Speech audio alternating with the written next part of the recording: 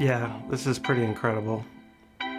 So what I got for you guys today is the Manfrotto MVG300XM Modular Gimbal. Now, modular means, check this out, you could just take the handle off and have a remote control and the gimbal sitting here separately. So I could be like all the way over here and control this sucker, you know, like that. I'm so excited about this gimbal because it has a couple really cool features that I'm gonna talk about that my other gimbal doesn't have. I also have the DJI RSC2. You might remember my review if you're a fan of the channel. Now, this is just like the next generation version. The engineering is refined on this. It's just way easier to configure. It's easier to balance, and it works with my Sony a7C when I plug it in. Now, because of this modular design and some of the key features that this has, it gives you like next generation precision control. Of course, this has the regular follow features like pan follow tilt, and pan follow tilt roll. And it also has a lock mode, which is pretty much what all gimbals do these days. But again, the advanced features that this offers, I mean, this handle here, you can actually use it as a wand. Look at this. So of course it has the menu on the back, which is a touch screen, so you can just swipe and go in there and touch and move around. Very, very easy to use.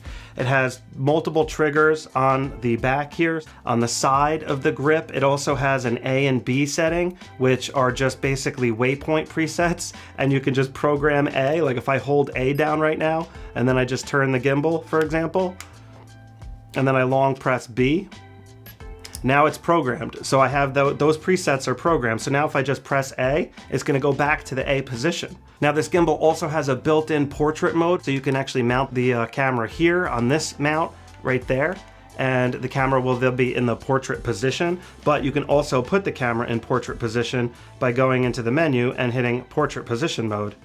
Now that's portrait position. Now of course it assumes that you're holding the gimbal and not using it on this tripod for this particular mode.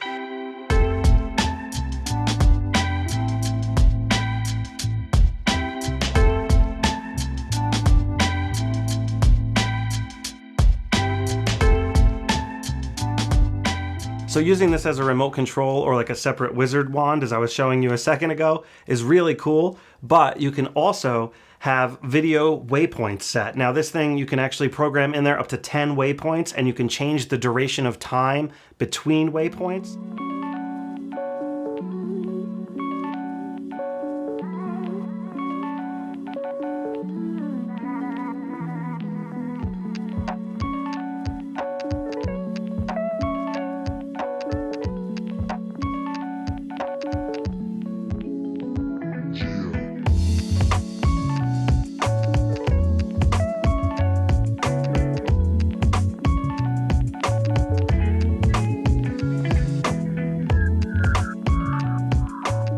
Now, of course, you could do this with time lapse, and this also has built-in panorama features. So you can do really cool panoramas. You can do 360 panoramas. It has it set up for grids, for super high resolution photos. One thing in particular about this gimbal that I really like is the precision control.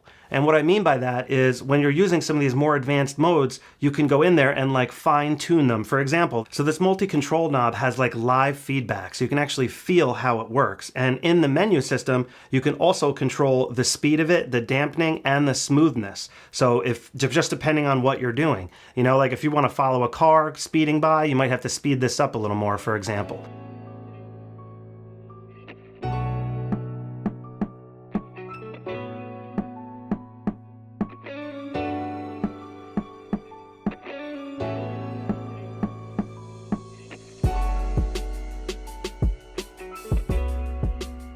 Now, by default, the knob is set up for pan, tilt, and roll. And if there's a button on the top here, you can just change that. And now it's in roll mode. So now the knob is doing the roll. And if I hit it again, now it's in tilt mode, so I'm tilting it. And then of course, if you double press the trigger, it'll go back to center like most gimbals do. Now on the back, of course, you have the mode button and you have the record button and photo button. So if you long press this, it'll take a photo, for example, with your camera. If you just press it, it'll start recording. And then the mode button, if you hold that down, like I said earlier, it'll act as like the wizard's wand.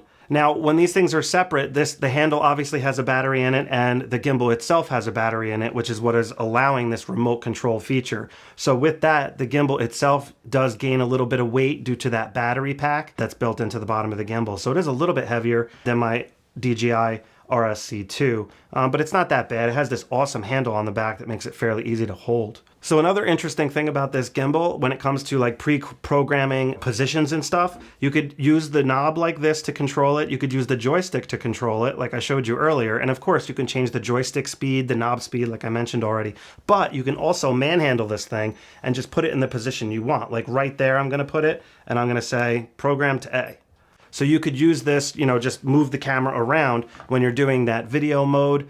If you want to set all those waypoints, like I said, there's just so many ways you can configure this thing and get it exactly how you need it. So it just makes it very easy to get like that creative control, you know, that you might need depending on your projects. Now, this gimbal goes for about $700. It's not exactly cheap, guys, but with the engineering involved, how it's built, and the versatility, and like I said, the creative freedom that you have with a unit like this, being able to set it up like this turret system.